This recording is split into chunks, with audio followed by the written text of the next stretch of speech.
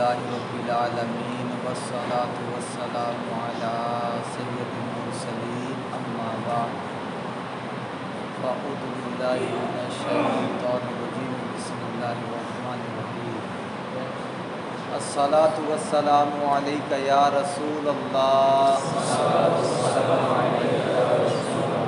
وعلی آلک واصحابک یا حبیب اللہ الصلاة والسلام علیک یا نبی اللہ وعلی آلک واصحابک یا نور اللہ نویت سنت الاعتکاف فرمان مصطفیٰ صلی اللہ تعالی علیہ وآلہ وسلم، جس نے مجھ پر درود پاک پڑھنا بھول گیا وہ جنت کا راستہ بھول گیا۔ ایک مرتبہ جھوم جھوم کر درود پاک پڑھ لیجیے۔ اللہم صلی علی مولانا۔ پیارے اور محترم اسلام بھائیو، بڑی خوشی کی بات ہے کہ عاشقان رسول کی دینی تحریک دعوت اسلامی کا 3 دن کا مدنی قافلہ ہماری اس مسجد میں آیا ہوا ہے، اور 3 دن تک سیکھنے سکھانے کا عمل جاری رہے گا۔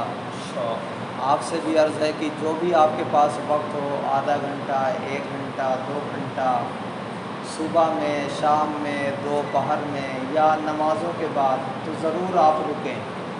انشاءاللہ یہاں رکیں گے تو مسجد میں ٹھہرنے کا جو ثواب ہے وہ بھی ملے گا، اس کے ساتھ ساتھ انشاءاللہ ایمان کی تازگی بھی نصیب ہوگی اور علم دین بھی حاصل ہوگا۔ کہ مفتی احمد یار خان علیہ رحمۃ الرحمن فرماتے ہیں کہ جس طرح صبح کی ہوا جسم کو فربہ کرتی ہے، تر و تازہ کرتی ہے، اسی طرح مسجد کی ہوا ایمان کو تازگی دیتی ہے۔ مسجد میں آدھا گھنٹہ، 1 گھنٹہ بیٹھیں گے انشاءاللہ، اتنی دیر تک ہمارا ایمان تازہ ہوگا۔ پیارے اور محترم اسلام بھائیو، دنیا میں بہت ساری چیزیں ہیں، لیکن اگر ان کی اقسام کے اعتبار سے دیکھا جائے تو وہ 2 قسمیں بنتی ہیں، یا تو وہ چیز اچھی ہوگی یا تو بری ہوگی، یا تو وہ چیز کڑوی ہوگی یا میٹھی ہوگی۔ جیسے یا تو دن ہوگا یا تو رات، انسان یا تو انسان ہوگا یا تو جنات، اور اگر انسان ہے تو انسان میں بھی یا تو مرد ہے یا عورت، یعنی ہر چیز کے 2 پہلو ہیں، ایک اچھا ایک برا، ایک سیدھا ایک الٹا، ایک چھوٹا ایک بڑا، ایک رات ایک دن، ایک کھٹا تو ایک میٹھا۔ اس طرح پیارے اور محترم اسلام بھائیو، ہم دنیا کی چیزوں کو ملاحظہ کریں تو یہی 2 قسمیں بنتی ہیں۔ ہمارے اور آپ کے نبی علیہ الصلوۃ والسلام نے بھی اس کی جانب توجہ فرمائی ہے اور ہمیں ارشاد فرمایا ہے کہ تمہارے سامنے بھی 2 چیزیں ہیں، ایک دنیا ہے ایک آخرت ہے۔ ایک دنیا ہے ایک آخرت ہے۔ انسان کے سامنے 2 چیزیں رکھ دی، چاہے تو دنیا لے لے چاہے تو آخرت لے لے۔ اب اگر جو دنیا لیتا ہے تو آخرت کا کیا ہوگا؟ اگر آخرت لیتا ہے تو دنیا کا کیا ہوگا؟ اس کے بارے میں میرے اور آپ کے نبی علیہ الصلوۃ والسلام نے ارشاد فرمایا۔ ابو موسیٰ اشعری رضی اللہ تعالیٰ عنہ سے یہ حدیث پاک مروی ہے کہ نبی اکرم صلی اللہ تعالیٰ علیہ وسلم نے ارشاد فرمایا، من احب دنیا ہو، سامنے 2 چیزیں ہیں، ایک دنیا ایک آخرت، لیکن جو اپنی دنیا سے محبت کرے گا ادر بآخرتی، تو وہ اپنی آخرت کا نقصان کر بیٹھے گا۔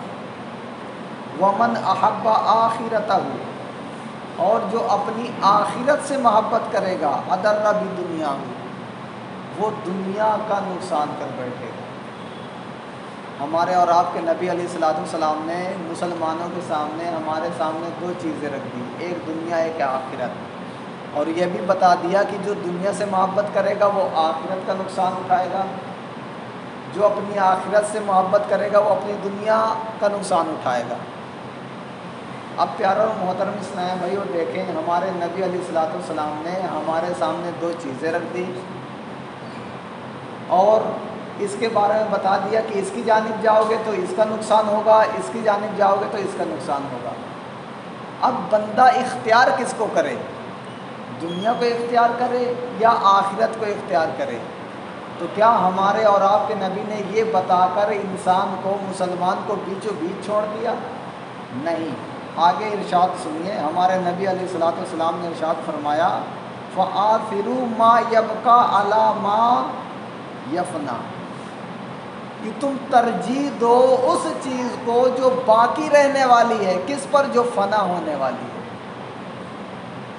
ہمارے اور آپ کے نبی علیہ الصلوۃ والسلام کے فرمان پر پیارے اور محترم اسلامی بھائیوں قربان جائیے، اگر ہمارے نبی یوں فرما دیتے کہ تم آخرت سے محبت کرو، دنیا سے محبت نہ کرو، تو پھر لوگ اعتراض کرتے ہیں۔ لیکن ہمارے نبی علیہ الصلوۃ والسلام نے کتنے پیارے اور اچھے انداز میں سمجھایا، نہ دنیا کا نام لیا نہ آخرت کا نام لیا، اور کتنے بہترین الفاظ میں ارشاد فرمایا کہ تمہارے سامنے دنیا بھی ہے، تمہارے سامنے آخرت بھی ہے، لیکن تم اس کو اختیار کرو جو باقی رہنے والی ہے اور اس کو ترک کر دو جو فنا ہونے والی ہے۔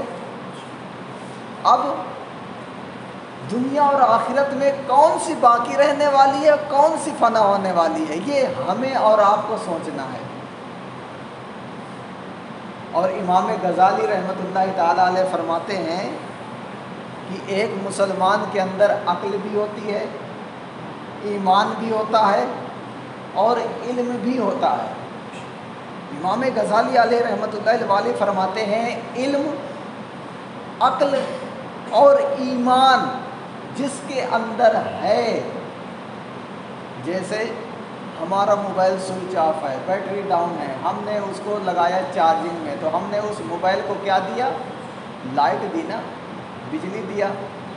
اب بجلی جب اس موبائل نے لیا، اس کو بولتے ہیں ان پٹ۔ جب وہ آدھا گھنٹہ، 1 گھنٹہ، 2 گھنٹہ چارج ہو گیا تو اب ان پٹ لے کر وہ موبائل سے ہم کیا لیتے ہیں؟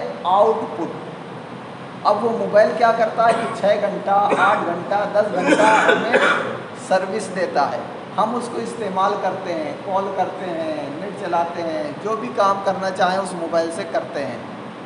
پتہ چلا پیارا اور محترم اسلام بھائیو، جس چیز نے ان پٹ لیا ہے اس نے آؤٹ پٹ دیا ہی دیا ہے۔ اگر دنیا میں کوئی ایسی چیز آپ مجھے دکھا دیں کہ وہ ان پٹ تو لیتی ہے لیکن آؤٹ پٹ نہیں دیتی، تو ایسی چیز ہوگی بھی نہیں۔ اگر ہوگی تو لوگ اس کو استعمال نہیں کریں گے، پھینک دیں گے، صاحب یہ تو کھاتی ہے۔ آپ دیکھ لیں کوئی ایسی چیز ہو جو صرف ہم سے وصول کرتی ہو لیکن ہمیں نفع نہ دیتی ہو تو ہم اس کو پھینک دیتے ہیں۔ اور ہم اپنے جسم میں دیکھ لیں کہ ہم کھانا کھاتے ہیں تو یہ جسم کیا کرتا ہے؟ ان پٹ لیتا ہے۔ اگر یہ جسم کھانا ہی کھاتا رہے لیکن ہمیں طاقت نہ دے، قوت نہ دے، تو کیا ہم اس جسم کو کھانا دیں گے؟ نہیں دیں گے۔ اچھا، اگر جسم قوت دے چاہے نہ دے، جب ہم نے ان پٹ لیا تو آؤٹ پٹ بھی لیٹرن کے ذریعے سے نکلتا ہے نا۔ ہم نے پانی پیا، یہ ان پٹ ہے، اگر پیشاب نہ ہو تو بتائیے وہ بندہ زندہ رہے گا؟ ڈاکٹر کے پاس ترنت جائے گا، ہاسپٹل میں بھرتی ہو جائے گا، صاحب پیشاب نکالو ورنہ تو میرا پیٹ پھول کے میں تو مر جاؤں گا، پھٹ جائے گا۔ اگر لیٹرن نہ ہو تو بندہ بے چین ہو جاتا ہے۔ تو پیارے اسلام بھائیو، زندہ رہنے کے لیے بھی ان پٹ آؤٹ پٹ ضروری ہے۔ امام غزالی فرماتے ہیں ایک مسلمان کے اندر ان پٹ عقل بھی ہے، علم بھی ہے، ایمان بھی ہے۔ یہ ہم نے اپنے اندر لے لیا، ان پٹ لے لیا، اب اس کا آؤٹ پٹ کیا ہے؟ امام غزالی علیہ رحمۃ اللہ علیہ فرماتے ہیں علم، عقل اور ایمان کا ادنا آؤٹ پٹ یہ ہے کہ انسان جان لے کہ دنیا فانی ہے اور آخرت باقی ہے۔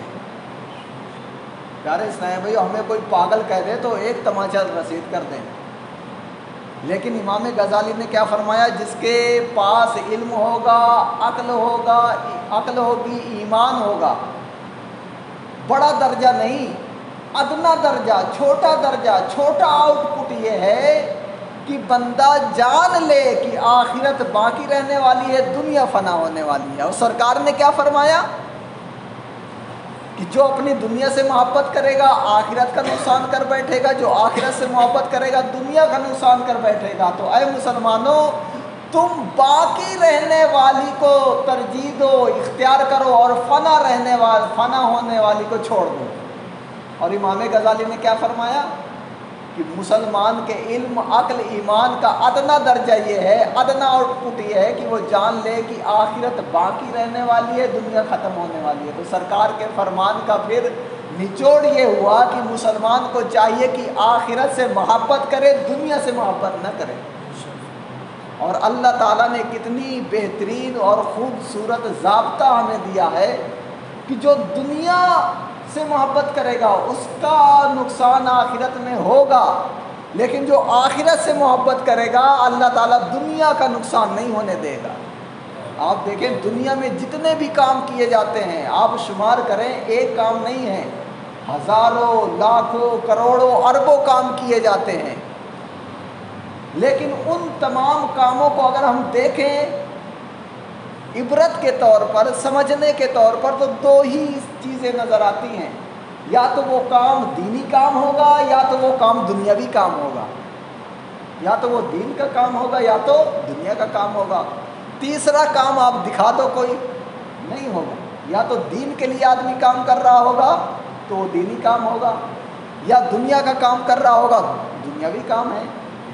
لیکن آپ ذرا بتائیں کہ دین کا کام کرنے والے کیا دنیا کا کام نہیں کرتے؟ کرتے ہیں نا، جو عالم ہوتے ہیں، حافظ ہوتے ہیں، امام ہوتے ہیں، دین کا کام کرنے والے ہوتے ہیں، کیا وہ کھانا نہیں کھاتے؟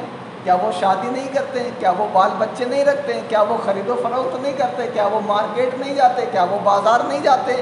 کیا وہ لوگوں سے معاملات نہیں کرتے؟ کرتے ہیں۔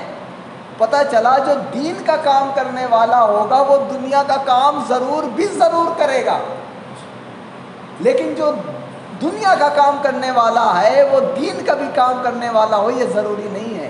کتنے آپ دیکھیں گے دنیا دار وہ دین کا کام نہیں کرتے، رات دن صبح اٹھیں شام تک پورا دنیا کا کام۔ ان سے کہا جائے صاحب آ جائیے 5 منٹ مسجد میں نماز ادا کرنے کے لیے، نیکی کی دعوت سن لیجئے، بیان سن لیجئے، نہیں تیار ہوتے وہ۔ تو وہ دین کا کام نہیں کر رہے ہوتے لیکن دنیا کا کام کر رہے ہوتے ہیں۔ تو پیارا اور محترم اسلام بھائیو، اللہ تعالیٰ نے دین اور آخرت کو ایسے بنایا ہے کہ جو آخرت کو آگے رکھے گا اس کا دین کے ساتھ ساتھ اللہ تعالیٰ اس کو دنیا بھی عطا فرمائے گا۔ حضرت صدیق اکبر رضی اللہ تعالیٰ عنہ جب مسلمان نہیں ہوئے تھے تو آپ کے بارے میں آتا ہے کہ آپ کا کاروبار کئی لاکھ دینار اور درہم پر مشتمل تھا، اور یہاں تک لکھا ہے کہ ایک ایک دن میں 1 لاکھ 2 لاکھ درہم کا منافع ہوا کرتا تھا۔ اتنے بڑے تاجر تھے، اور آپ جس سودے پر ہاتھ رکھ دیتے تھے وہ سودا کبھی فیل نہیں ہوتا تھا، ناکام نہیں ہوتا تھا۔ لیکن جب آپ ایمان لے آئے، اور یوں کہہ لیجئے کہ آپ مٹی پر ہاتھ رکھتے تھے تو سونا ہو جاتی تھی، جب آپ ایمان لے آئے تو آپ کا ایک تاجر دوست آپ کو طعنہ دیا، صدیق اکبر تم تو بڑے عقل مند تاجر تھے اور ابھی ہو بھی، لیکن تم نے عقل سے کام نہ لیا۔ جب تم مسلمان نہیں ہوئے تھے تو 360 بتوں کو، اور جب ایمان لیا تو ایک خدا کی پوجا کر رہے ہو۔ جب تم ایمان نہیں لائے تھے تو اچھے اچھے لباس پہنتے تھے، اب مسلمان ہو گئے ہو ٹاٹ کا لباس پہن رہے ہو۔ جب مسلمان نہیں ہوئے تھے اچھے اچھے کھانے کھا رہے تھے، جب مسلمان ہو گئے اب سوکھی روٹی کھانی پڑ رہی ہے۔ تو اے صدیق اکبر فاروق، اے صدیق اکبر، تم نے منافع والا سودا نہیں کیا، تم نے تو گھاٹے والا سودا کر لیا، حالانکہ تم عقل مند تاجر تھے۔ جب اس بدبخت تاجر نے، کافر تاجر نے صدیق اکبر کو طعنہ دیا کہ اے صدیق اکبر تم تو نقصان اٹھانے والے ہو گئے، تم تو نقصان میں ہو گئے۔ تو پیارا اور محترم اسلام بھائیو، کہ آپ کو معلوم ہے کہ صدیق اکبر رضی اللہ تعالیٰ عنہ کی جانب سے جواب کس نے دیا اس کافر کو؟ اگر صدیق اکبر جواب دیتے تو یہ ہوتا صدیق اکبر اپنا دفاع کر رہے ہیں، اپنا بچاؤ کر رہے ہیں، لیکن صدیق اکبر نے جواب نہیں دیا۔ کیوں نہیں دیا؟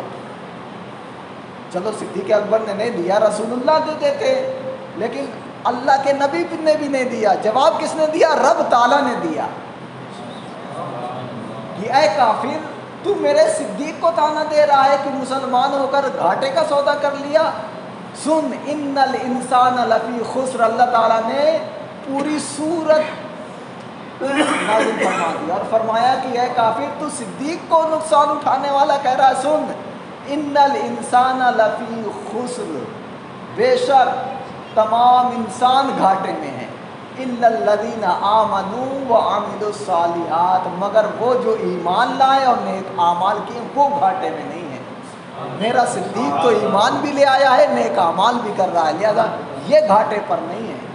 تو پیارے اسلام بھائیو دیکھیں، جو آخرت کو کماتا ہے وہ گھاٹے پہ نہیں رہتا۔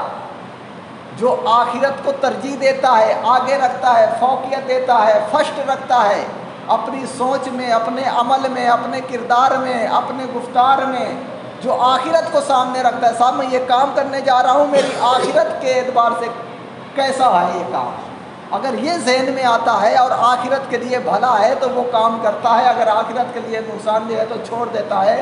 اگرچہ دنیاوی فائدہ لاکھوں کروڑوں کا ہو رہا ہو، اللہ تعالیٰ اس کو برکتیں دیتا ہے، اس کو اس دنیا میں بھی سرخروئی دیتا ہے، آخرت میں تو سرخروئی ملے گی ملے گی۔ تو پیارے اور محترم اسلام بھائیو، ہمیں یہ شعور پیدا کرنا ہے کہ دنیا فنا ہونے والی ہے اور آخرت باقی رہنے والی ہے۔ اب آخرت کی تیاری کرنا ہے۔ امام غزالی کے 2 لفظ اور سن لیں، پھر انشاءاللہ بیان ختم کرتے ہیں۔ اب امام غزالی کہتے ہیں کہ جب بندے کے اندر عقل ہے، ایمان ہے اور علم ہے، اور اس کا ادنا درجہ یہ ہے کہ یہ جان لے کہ دنیا ختم ہونے والی ہے، آخرت باقی ہونے والی ہے، جان لیا۔ اچھا، اب جاننے کے بعد آؤٹ پٹ کیا ملے گا؟ آپ نے فرمایا جو یہ بات جان لیتا ہے تو اس کا نتیجہ یہ ہے کہ دنیا میں رہ کر آخرت کی تیاری کرے اور دنیا میں منہمک نہ ہو، اور آخرت کی تیاری کرنے والا گناہوں سے بچتا ہے اور عبادت کے ساتھ زندگی گزارتا ہے۔ تو اگر ہم جان لیے ہیں کہ دنیا ختم ہونے والی ہے، آخرت باقی ہونے والی ہے، تو پیارے اسلام بھائیو اب ہمیں نیکی کی جانب آنا چاہیے۔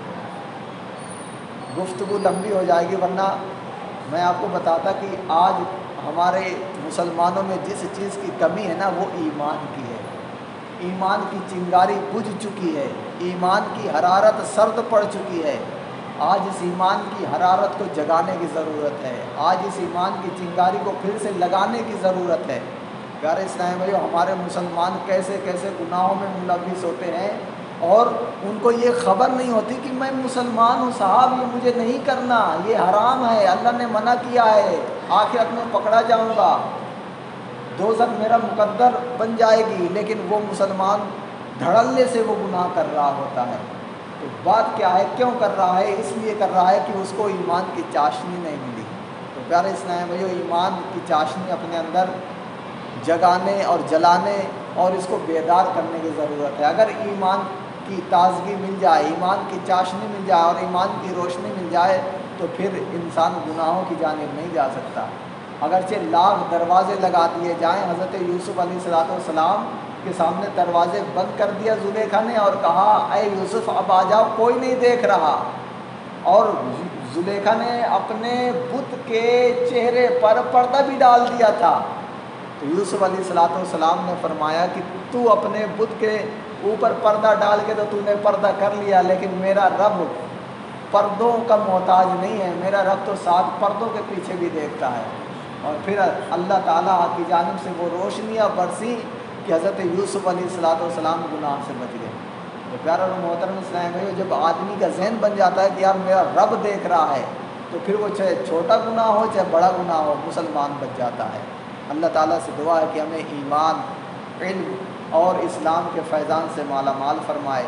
الحمدللہ رب العالمین والصلاة والسلام علی سید المرسلین یا رب مصطفیٰ عز و جل و صلی اللہ تعالیٰ علیہ وسلم بطفیل مصطفیٰ علیہ الصلاۃ والسلام. یا اللہ عز و جل ہمارے ماں باپ کی اور ساری امت کی مغفرت فرما. نیک پرہیزگار ماں باپ کا فرما بردار بنا. یا اللہ عز و جل جو اسلام بھائی مصیبتوں میں گرفتار ہوں، پریشانیوں میں گرفتار ہوں، بلائیں آفتیں آنے والی ہیں، ان سب کو دور فرما. آفتیں دور کر کے راحت عطا فرما، عافیت عطا فرما، سعادت عطا فرما، برکت عطا فرما، رحمت عطا فرما. یا اللہ عز و جل اس دنیا میں بھی ہمیں ایمان کی زندگی اور ایمان پر خاتمہ نصیب فرما، اور آخرت میں بھی سرخروئی عطا فرما. کہتے رہتے ہیں دعا کے واسطے بندے تیرے، کر دے پوری آرزو ہر بے کس و مجبور کی. وصلی اللہ تعالی علی خیر خلقہ نور عرشی محمد و آلہ و اصحابہ اجمعین برحمتک یا ارحم الراحمین.